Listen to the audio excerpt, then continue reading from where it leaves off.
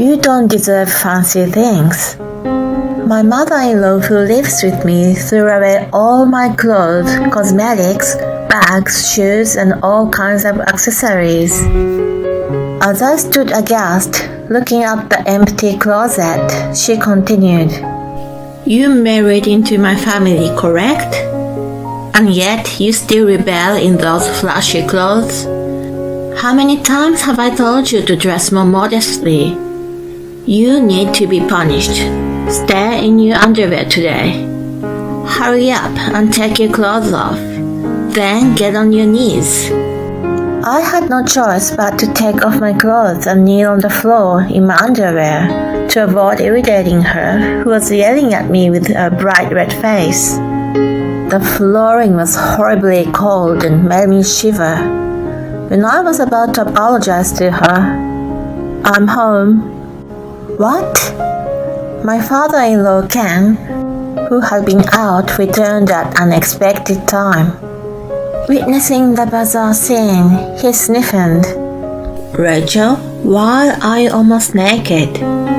Because I don't deserve clothes. What the hell?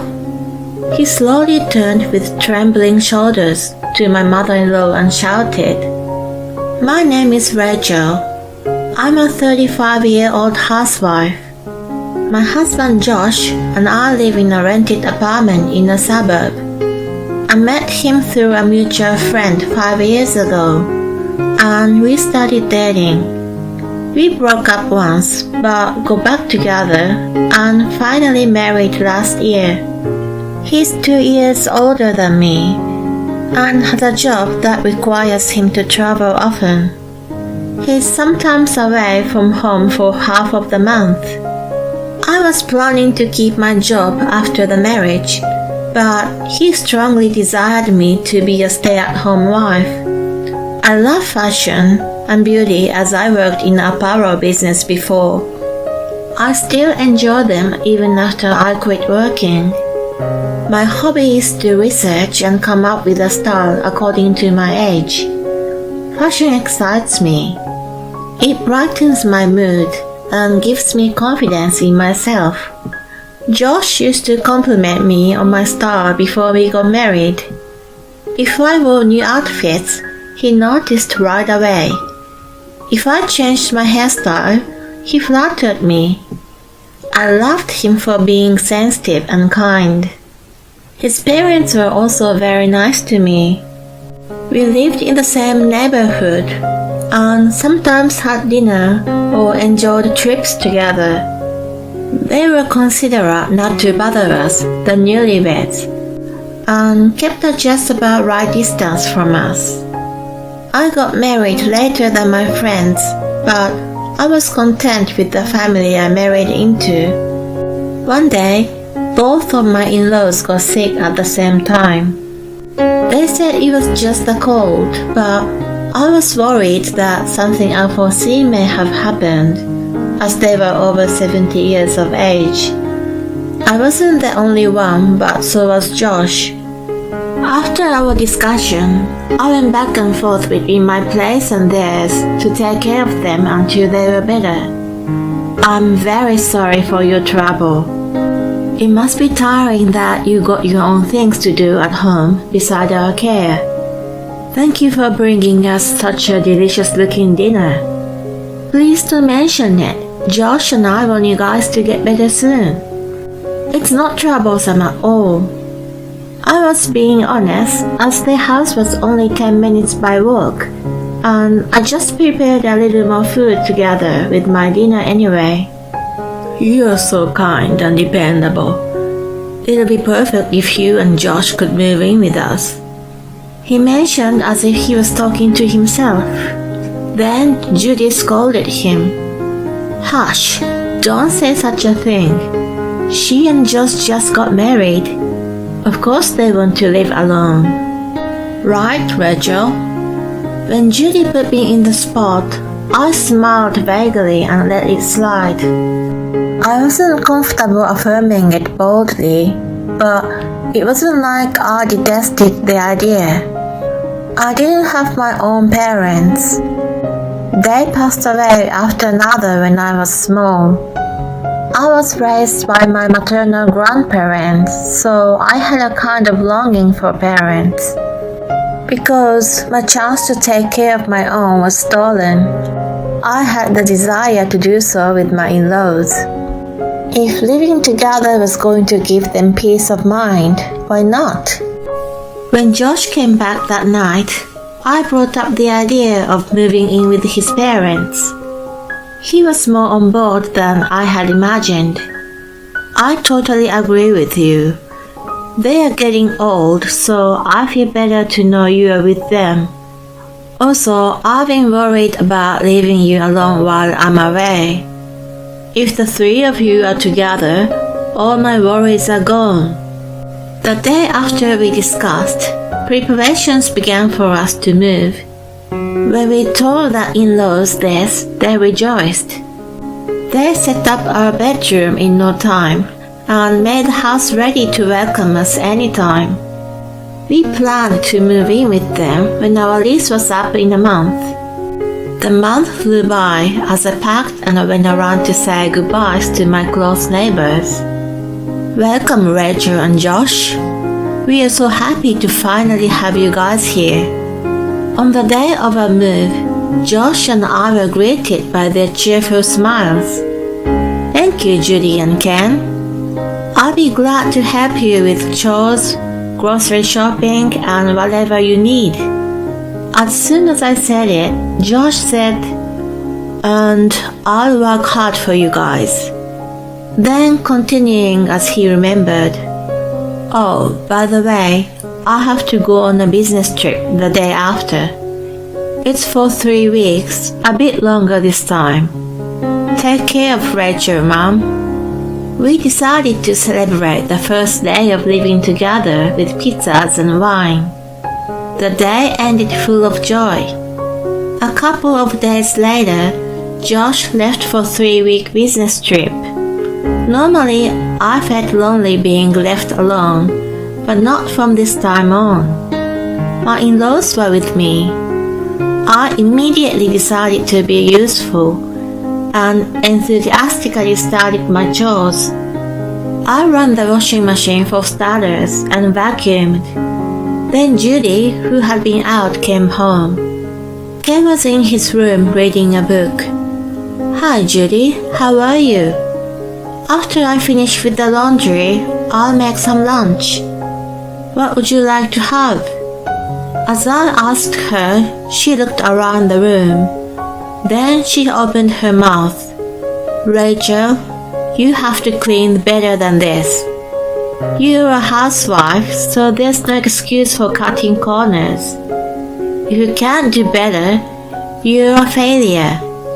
I was stunned by her harsh tone, which I had never heard before, that I couldn't say anything.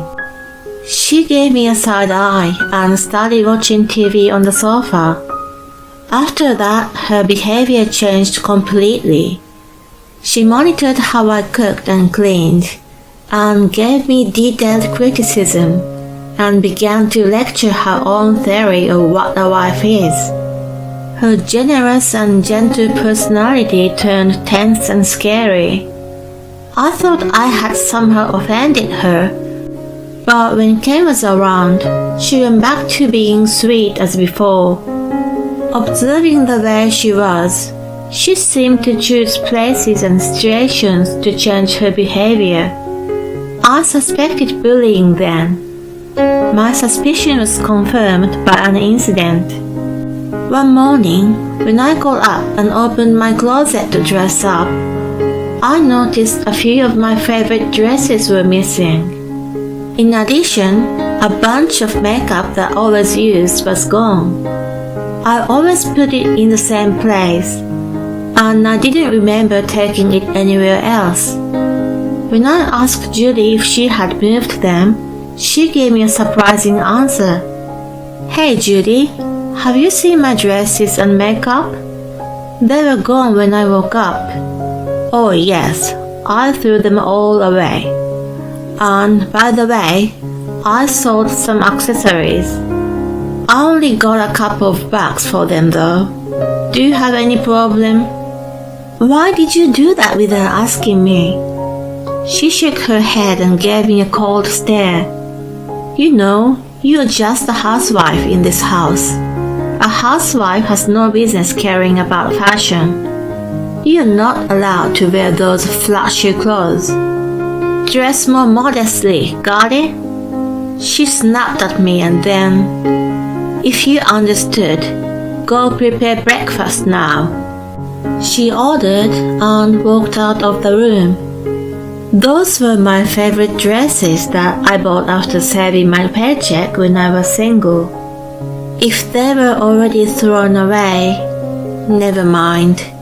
I couldn't get over it easily, but I must live with her for a long time. I was going to pretend to be submissive in the presence of her eyes.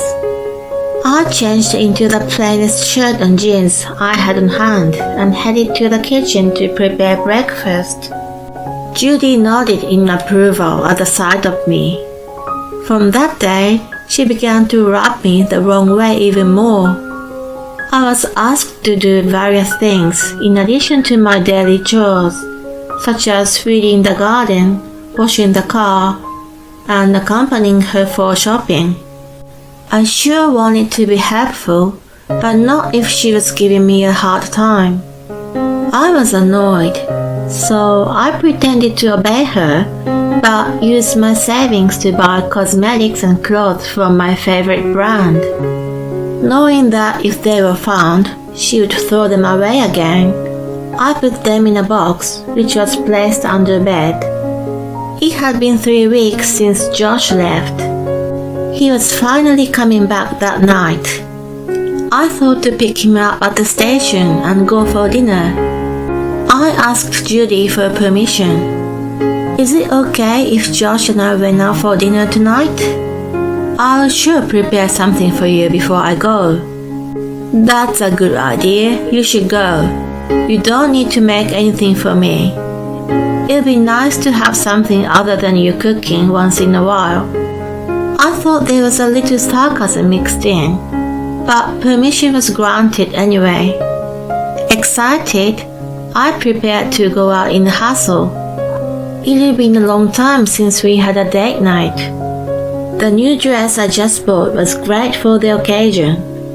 I was all fired up and dressed up perfectly, and then snuck out of the house without being seen by Judy. Ken seemed to be out as I hadn't heard his voice. He was probably going to eat outside, so I didn't have to worry about his dinner. I was thrilled and headed for the station where Josh was getting off. I waited for his return in front of the exit gate where many people came and went. It kind of reminded me of the nervousness of the first date. Then, after 10 minutes of waiting, I saw Josh among the crowd.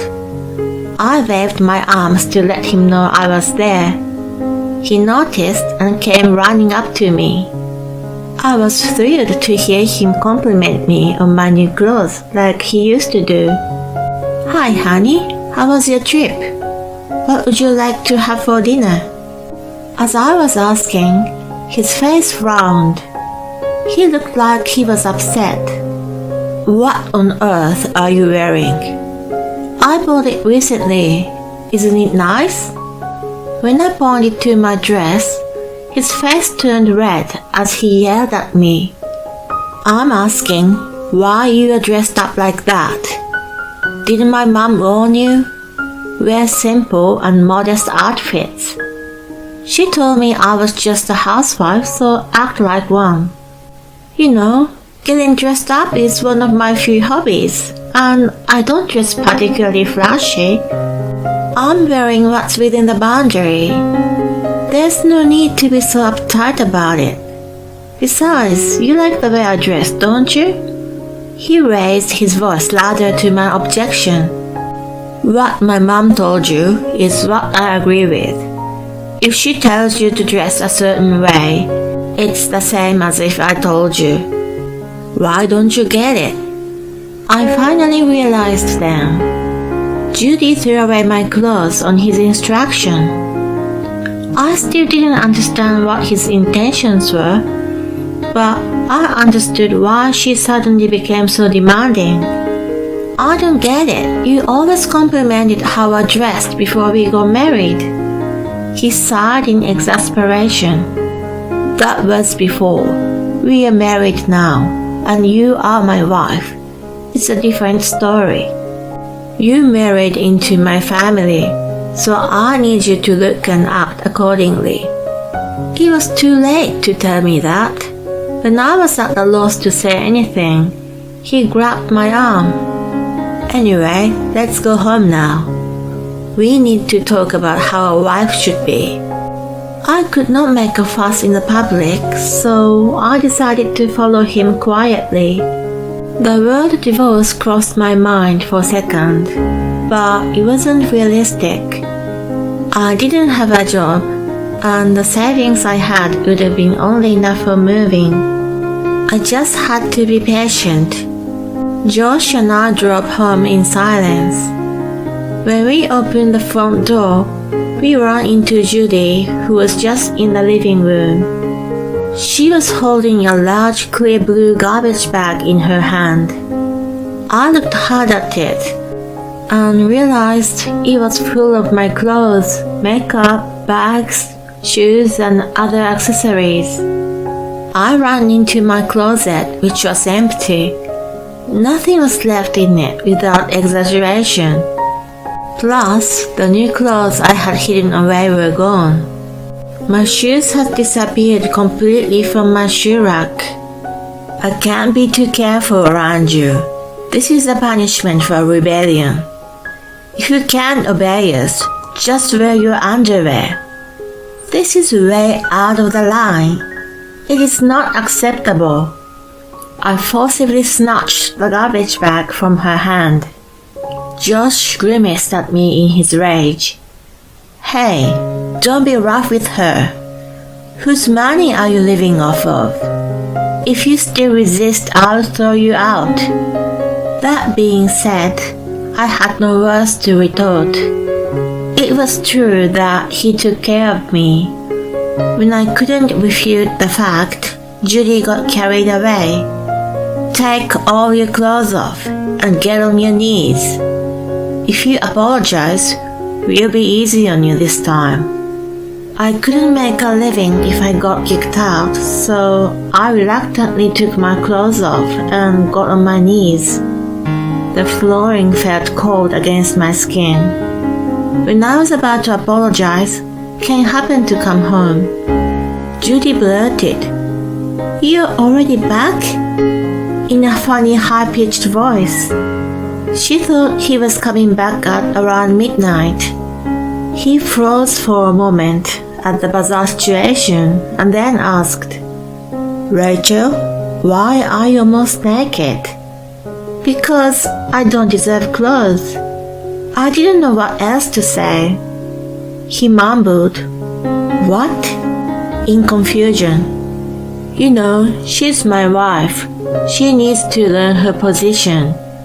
For that, those fancy clothes are a nuisance." He's right. This is necessary for her to learn. You tell her too. Ken groaned loudly and covered me with the jacket he was wearing. Then he pulled me up by hand and stood on his ground, shielding me from Judy and Josh. What the hell are you guys thinking? A position of wife? This is no other than abuse. I'm fed up with you guys. I want a divorce. You too, Josh. Never come to this house again. Understood? Both Judy and Josh thought that he would be on their side, so both of them were stunned with their eyes wide open. Why divorce? No way. I don't know how to live if you divorce me. I'm very sorry. I won't do it again, so please forgive me. Dad, do you mean you want to disown me? Please don't. I'll apologize, okay? If you kick me out, I have to find a place and start paying rent again.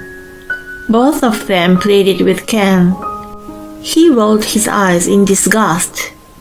He scolded them that they were apologizing to the wrong person and looked at me. Then Judy and Josh got on their knees and apologized to me. Of course I can't forgive you guys. Even if I divorced and can't make a proper living by myself, it's 100 times better than living with you. They both lamented. Oh no. I was able to file for divorce afterward, with the help of Ken's financial support as his apology. It wasn't his fault, so I declined his offer at first, but decided to accept it after he insisted adamantly. He and Judy also filed for divorce as declared, and the house was put up for sale. He said he would use the money to move to a more rural area and live at his leisure. Judy was left penniless. She was planning to live with Josh, but Ken didn't allow it. He thought if those two stayed together, they conspired to do harmful acts. Judy turned to her relatives, but the rumor of her abusive behavior was spread among them. They were disgusted with her, and she was left alone. She currently works as a daily worker and is living by day in a small apartment. It must be unbearable for her now, as she had been living a comfortable life. As for Josh, who was disowned by Ken, actively looked for a new wife. In order to get an ideal wife this time, he went around preaching how a wife should dress to all the women he met from the beginning. As a result, all had turned him down. No surprise. He now leads a lonely life, only going back and forth between work and home. In this day and age, no woman will ever match his ideals. I wonder when he would realize that. I moved far away with the money I received from Ken. Although there were several years of gap, I managed to find the same kind of job I used to do. I have a modest but fulfilled life. How happy I am to dress the way I like with the money I earn. I will live freely without letting others dictate my life from now on. I vowed to myself